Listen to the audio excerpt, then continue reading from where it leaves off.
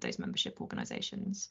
And the final point I would like to say is at whatever stage of your journey that you're on, whether you're a new exporter or you've been working on a project in the country for a while, we are here kind of at your disposal. So happy to offer ongoing general sense checking and advice.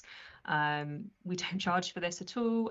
We're not able to do formal due diligence, unfortunately, but we know many people that do who are experts in this region. So if anything feels a bit weird or a bit off and you just want to check it out, very happy to chat. If you need a bit of advice about changing rules and regulations, or if you're looking for some new introductions to a particular ministry or a new partner, again, come and have a chat and we will see what we can do for you. So I will leave it there, just a very high level rattle through what DBT does over in Kazakhstan. If you've got any questions or any sort of inquiries, please ping them over to this mailbox. They will find their way to my team. And I will very happily hand back to Almira, who is going to talk to you about specifically what we're doing in the infrastructure sector at the moment. So thank you everybody for coming, and thanks Louisa for hosting us. Thank you very much, Beth, for the presentation. And Almira, over to you. Thank you. Good morning to all of you. It's really nice to see all of you, and thank you for joining. My name is Elmira Zhaishayeva. It's very hard surname, I understand. I'm infrastructure sector lead, and I'm based in Almaty. Today's presentation is going to be about infrastructure opportunities in Kazakhstan. Next slide, please. As it was mentioned, Kazakhstan, largest country in the world, and the largest one, a landlocked country. And as I really found statistic, one person population is low, but land territory is huge. And it means that infrastructure is very important. One person per 134,000 square meters. And it makes infrastructure very important. Why? Because it helps connect regions, improve services, and support the economy. And also it supports climate goals and digital progress. Next, please. Between January and April 2025, GDP in Kazakhstan grew by 6%, and main sector growth is, as you can see, transport plus 22, construction plus 16, manufacturing plus 7, trade, mining, agricultural, and telecom also grew. This show high demand for infrastructure. Next, please. As you can see from next slide, Kazakhstan has adopted several very important national policy documents. And most important for infrastructure, it's National Infrastructure Plan. And this plan makes focus on 4 priority sectors: transport, water, energy, and digital. International partners already support the plan. Loans are approved by EBRD, Islamic Development Bank, Asian Development Bank. Grants comes from France, Germany, and others. And companies, private companies from Spain, Netherlands, China, Saudi Arabia, France, and other already. Next, please. National Infrastructure Plan 2029, NIP. NIP is actually framework documents. There are many others connecting with infrastructure, but here is 204 projects, and they divided for 2 categories. List A, 125 project, which is high priority, and 79, it depends on funding availability. And you can see breakdown by sectors. Infrastructure, water infrastructure, 89, transport infrastructure, 59, energy, 46, and digital, 10. There is a focus area for development. Next one. Funding. The total funding needed is 40.1 trillion tenge. It's approximately about 70 billion pounds. And as you can see, only 8.7% it's public funding, and private and international sources about over 90%. Main tools include public-private partnership, loans from banks and institutions, bonds with state guarantees, and direct private investments. Let's have a closer look at the objectives within each of the priority sectors of the NIP, starting with transport infrastructure. Next slide, please. Transport. Transport includes four sectors. It's railways, road, aviation, and water transport. In rail system will be modernized 11,000 kilometers of track. This will help with transit, export, and local transport. Old trains will be replaced. Bottlenecks in main roads will be removed. Road improvements include border checkpoints and highways. More roads will meet international standards. Next, please. Aviation and water transport.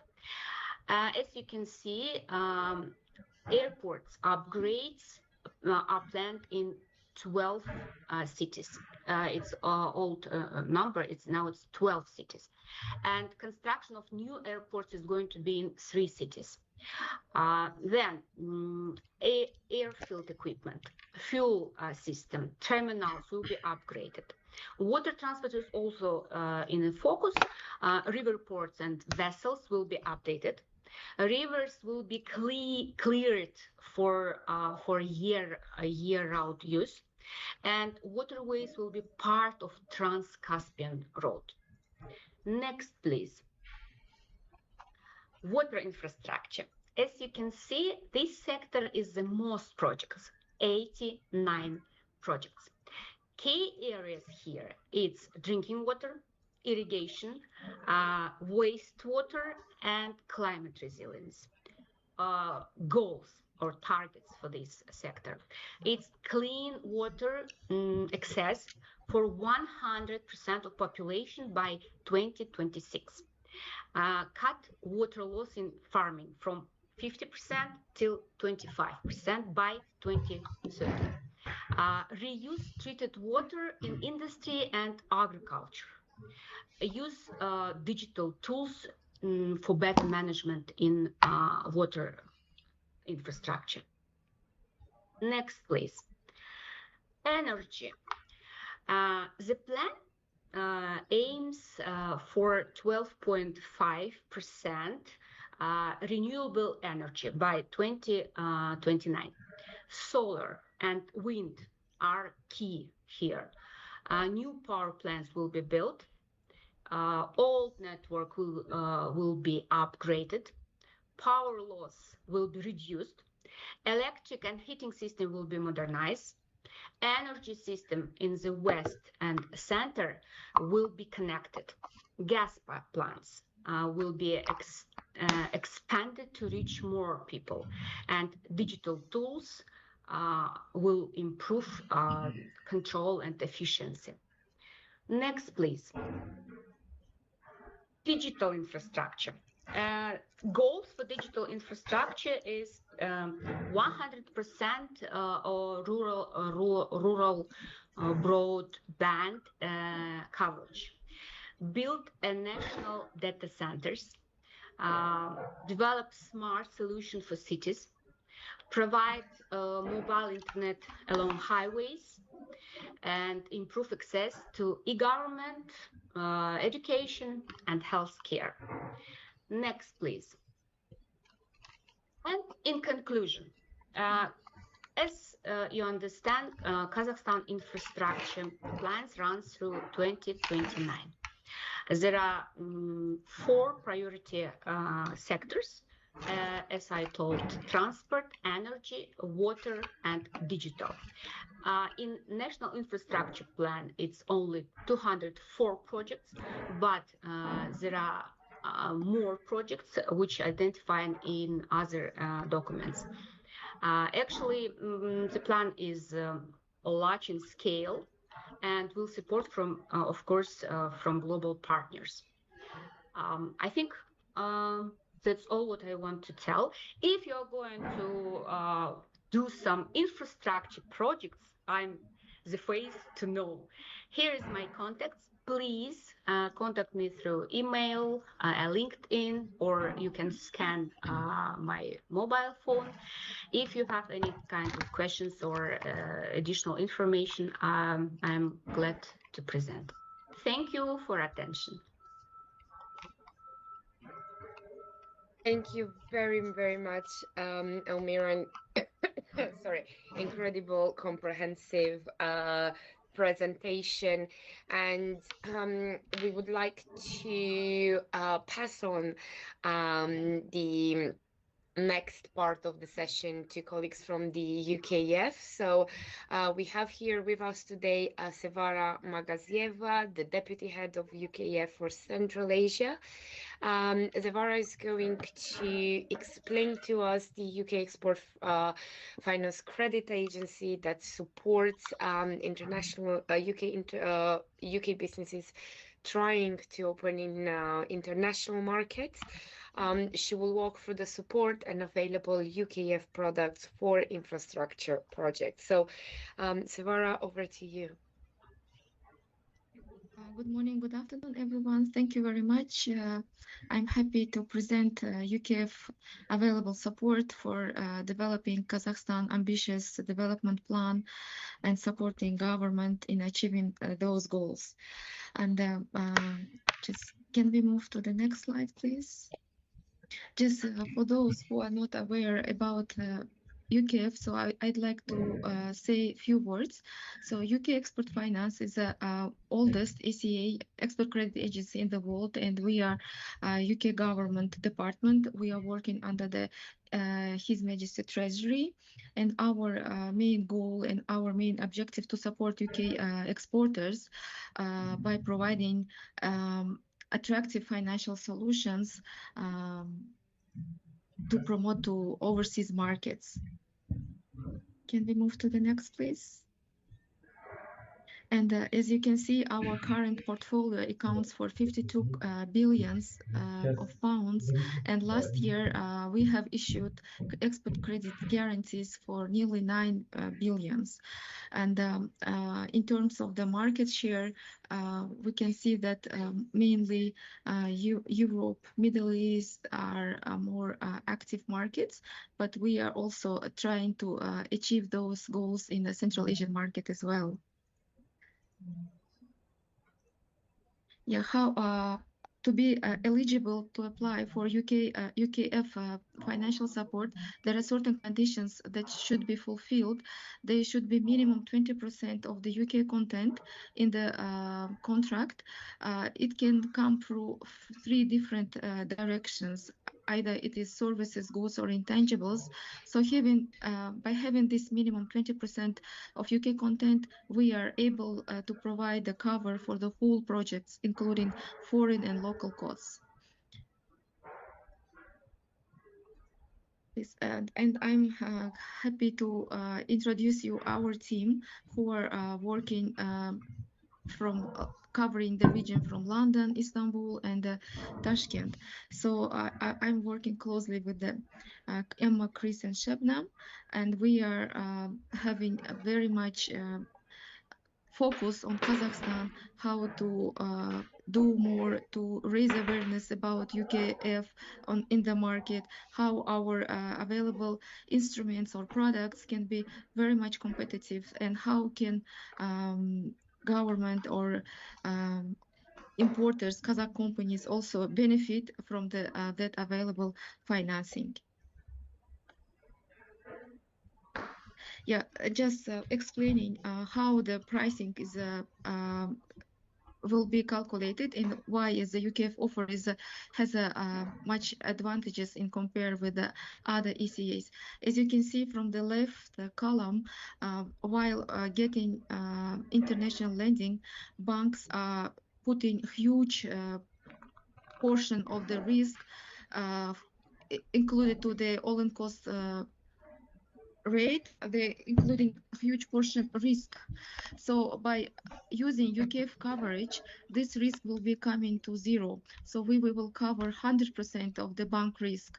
That means that a bank will be fully covered by the first class, by the UK government sovereign rating guarantee. That means that Kazakh companies and Kazakh stakeholders will be able to get competitive and attractive financing at a longer tenor periods. And another our advantages, along with the 100% coverage, we can also work with more than 60 plus currencies, and we can work with the international EPC contractors, and also UKEF has a wide pool of the onboarded international lenders, whether it is UK banks, European banks, or even Asian banks. And also we also facilitate to structure the deal. For example, if there is a difficulty to identify the sufficient UK content, so we are working closely with the Department for Business and Trade and their teams, so they proactively support us and help us to connect companies with the UK exporters in the certain fields. And while we are assessing our in accordance with our internal procedures, all transactions we are assessing with the international standards. And the one key moment which we are very crucial for us, it is environmental and social assessment. For example, for projects, for infrastructure projects specifically, we will also carefully check aligning with the international standards, because while you will get international lending, all these procedures should be aligned with the international standards. And we have a very much dedicated team in London who are specifically focused on environmental and social assessment. Next, please. Just summarizing UKEF value propositions, it is, as I said earlier, it is 100% coverage of the loans, which is also makes banks feel comfortable, as I said, like speaking in the finance language. For example, our counterparts, ECAs, other ECAs are able to provide only maximum 95% of the coverage. That means that 5% risk still will remain for the bank. So banks feel very much comfortable while working with the UK export finance. And our content requirement is the lowest in compare with other ACAs, so a minimum 20%. And also we have our global network located in all strategic markets, which are firsthand to help and assist you in identifying proper financing product to make that projects feasible. Please. And from now, I would like to briefly talk about the specific products which are available for Kazakh stakeholders or Kazakh buyers. So our main product is a buy credit facility. This is a guarantee for the international loan, which starts where a contract or project amount starts from 30 million. So with this, we will also look to the documentation. We will take a documentary risk as well. And the next one, Next one is the standard buy loan guarantee. It's almost similar to buy credit guarantee, but the main difference, it is aimed to provide a guarantee for smaller transactions, started from 1 million up to 30 million, and we will not take documentation risk. That means that all the facility discussions, loan agreements will be directly discussed between the bank and the borrower. Next one. And the UKEF also has a direct lending facility. That means you can also directly lend whether for the certain projects. For that purposes, our overall world limit currently it's 8 billion, where 2 billions are allocated for green growth projects. Yes, next one. And I'm also happy to introduce you recently announced early project service guarantee product. This specific product is designed to provide support for the feasibility studies, pre-design works, or some consultancy work which are required for the project preparation. This is a guarantee with the maximum amount up to 30 million with the repayment period up to 2 years. So here by having also 20% of the UK company services for the preparing development of the feasibility studies, we can cover entire request, entire inquiry for the feasibility studies.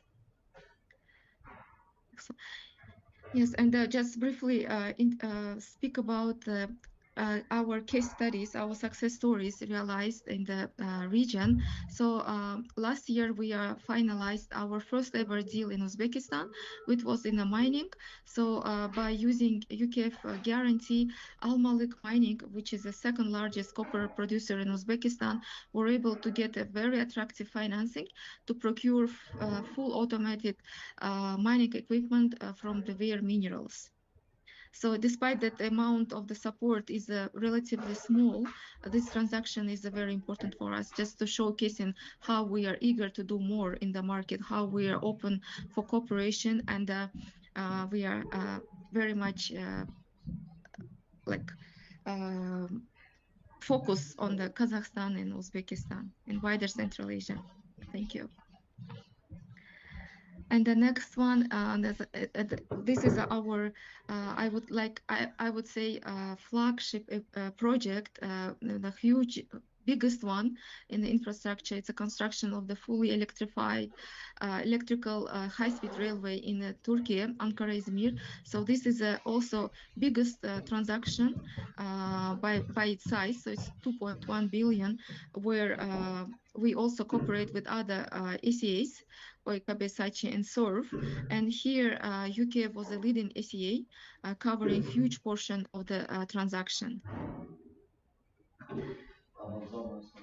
Next one.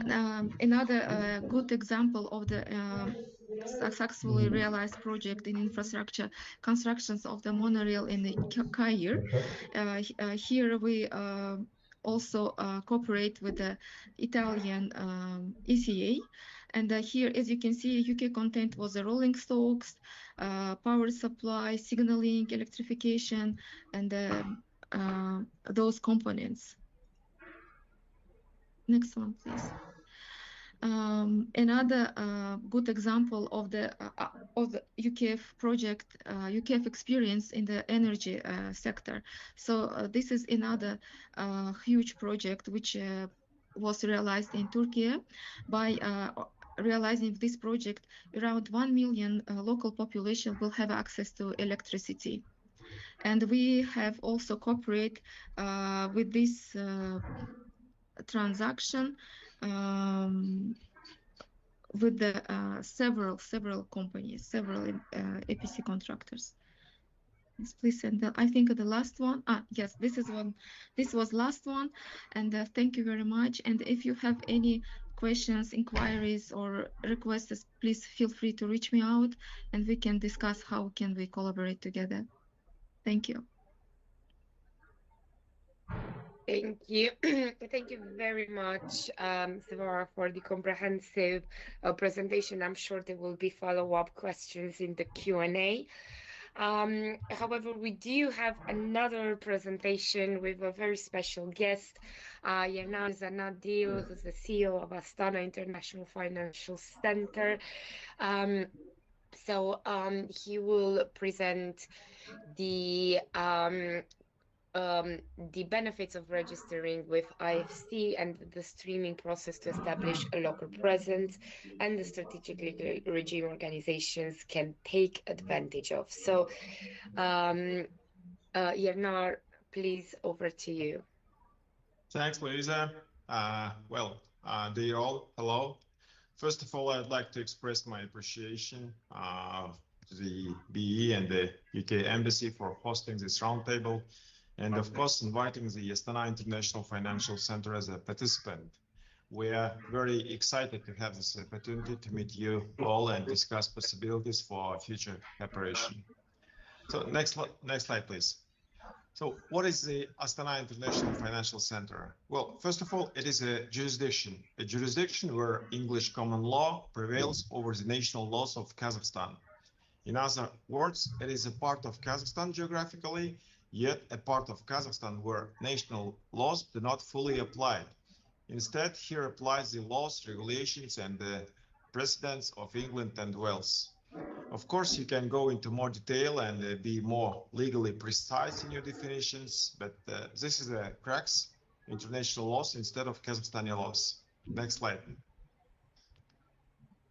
Second, it is a special territory where businesses are treated with a special tax regime, meaning that some of the taxes are suspended.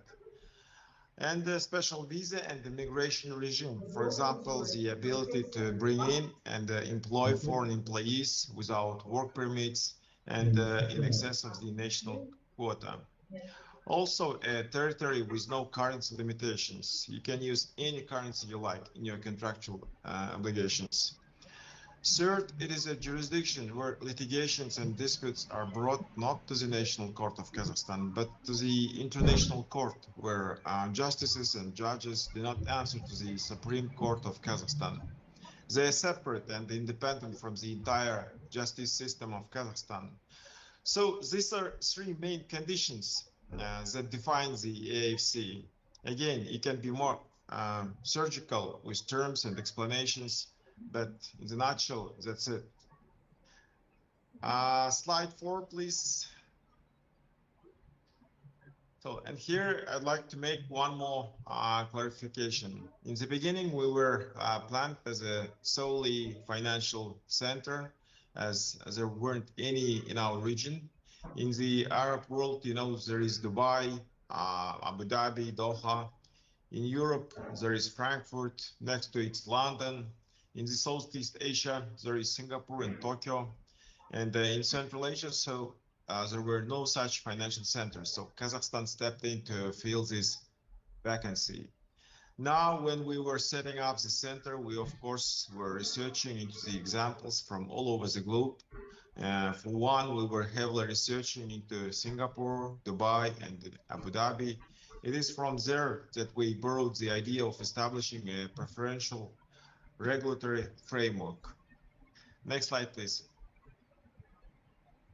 However, right after the official launch, we started noticing that the number of participants grows exponentially. And so we started to analyze the situation. It did so happen that surprisingly for us, we saw that besides regular financial institutions such as banks, funds, trusts, and so forth, many real sector companies started registering with the AIFC as well. And the only plausible explanation of that is the unprecedented level of investment security under the English law jurisdiction. This is what business wants. So over time, the AIFC transformed into a business and the investment hub of the region. The financial component remained as well. You can see almost 4,000 AIFC participants with a huge share of that in real sector. Next slide, please. So what does the AIFC ecosystem look like? The Supreme Court body that performs the top-level governance in the AIFC is a Management Council, chaired by the President of Kazakhstan. Prime Minister, along with major top executives of the ministries and the government agencies, including the National Bank, are also members of the Council. There are a number of international members. That includes Mr. Jacob Frankel of G30 and Julia Monaco of Citigroup. So these are people who are responsible for making sure that our activities adhere to all top international standards under which the financial centers should operate. From there down goes the governor of the AIFC, who oversees the execution of the Management Council's decisions, and who is also making sure that the financial center meets all its strategic objectives through time. We also have four bodies of the AIFC, namely the AIFC Authority, which I am a CEO of. The authority is responsible for the general development of the financial center and its infrastructure.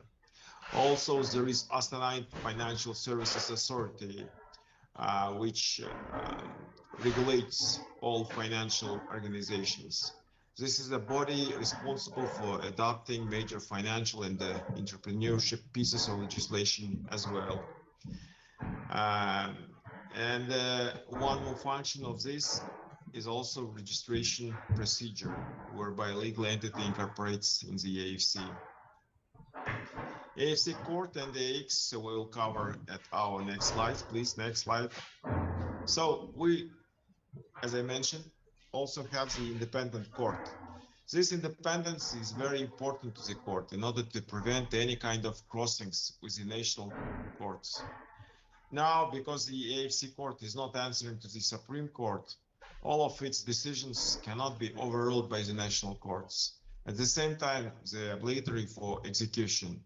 The majority of our judges are the nationals of the UK and the other countries of the Commonwealth, with an outstanding record serving in the justice system of the UK.